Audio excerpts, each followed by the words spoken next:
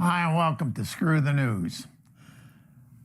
Before we get started tonight, I want to give you an update on the new studio that we're putting together. We're moving out of Pismo Beach. I hate to give up this double wide, but it's time to go forward in life here. So we've got this new studio being put together. I've got my handyman down there, Three Finger Frankie, putting it together for me.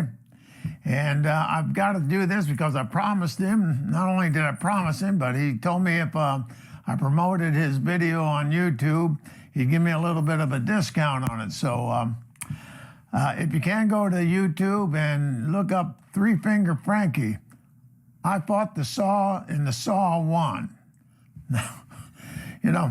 And parental guidance on that there, it gets a little messy in there. So make sure the kids aren't watching. He's a funny guy. He got upset with me the other day. I was down there, and we had a disagreement about something on the project. And as I was leaving, I looked out the side window there, and I was driving out of there, and he gave me one of these. I got to tell you, Frankie, with those fingers missing, it loses some of its clout, So, and all right. I want to tell you about something that I saw on YouTube today, and it struck me right here in the heart. There's a program out called Save Our Stages, SOS. I don't know if you can search for SOS, but it's Save Our Stages. And there's some pretty prominent people promoting this thing or involved in this thing, and the money goes to pay for the rent on these venues around all over the country. They're saying that within 3 months, a lot of them won't even be able to open up again. It's with this COVID thing going on, and there's not many people out, and that live performances are non-existent anymore. And a lot of musicians are out of work. A lot of people are out of work. Stage hands, everybody. So this project, this SOS or Save Our Stages, is going to try to take care of some of that, relieve some of the pressure on these people. And we all want to get back out and perform. Of course, old Pelvis doesn't go out and perform anymore, but there's a lot of you out there that do. So check it out on YouTube.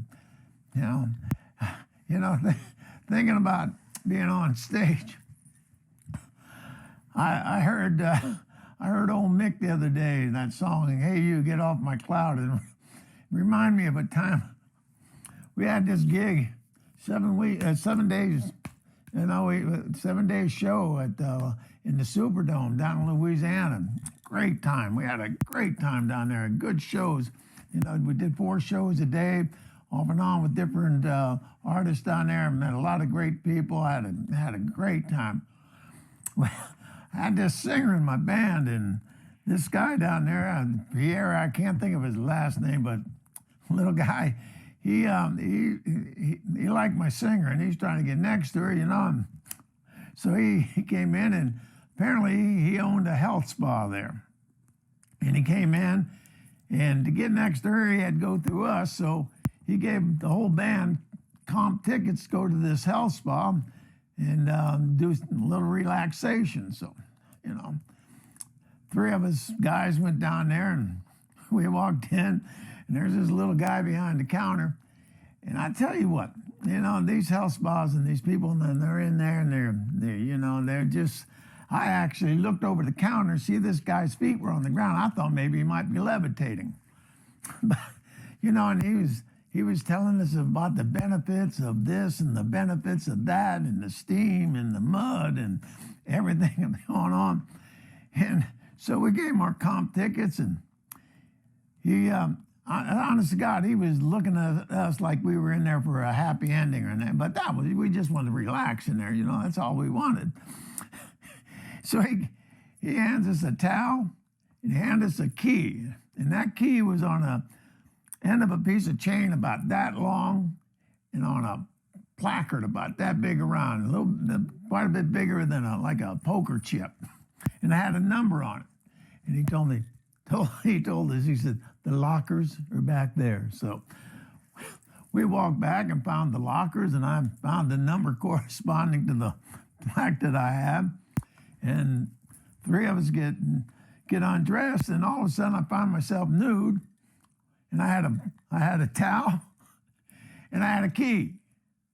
And me being me, I said to the guys, I said, "What the hell are you supposed to do with this key now that you're naked?" I said, "Oh, I know." And honest to God, just joking around now, I took that little poker chip thing and I stuck it between the cheeks of my butt and I squeezed, and I'm walking real weird away from the guys, and that key's, dangling back there. And I looked over my shoulder to see if they were laughing at me, because that was my intent, to get them to laugh. And when I turned around, that little guy was right in front of me. And I went, "Oh, Jesus." And he looked at me and he goes, "May I have your key, please?" And I said, "My what?" He said, "Your key." I said, "Oh, yeah, the key." I said, I've got that here in my back pocket." I reached back there and I pulled that key out. Now, this is where this guy fell off his cloud. He looked at me and goes, "Where the hell did you have that key?" I said, "Oh, man, I'm sorry." I said, "I'm sorry. He said, "I have to handle these keys every day." I said, "Man, I am sorry." He said, "You don't put a key in your ass." I said, "Well, technically it wasn't up in it. It was in the vicinity." And he goes, "Get out. Just get out." I mean, that guy fell completely off his cloud.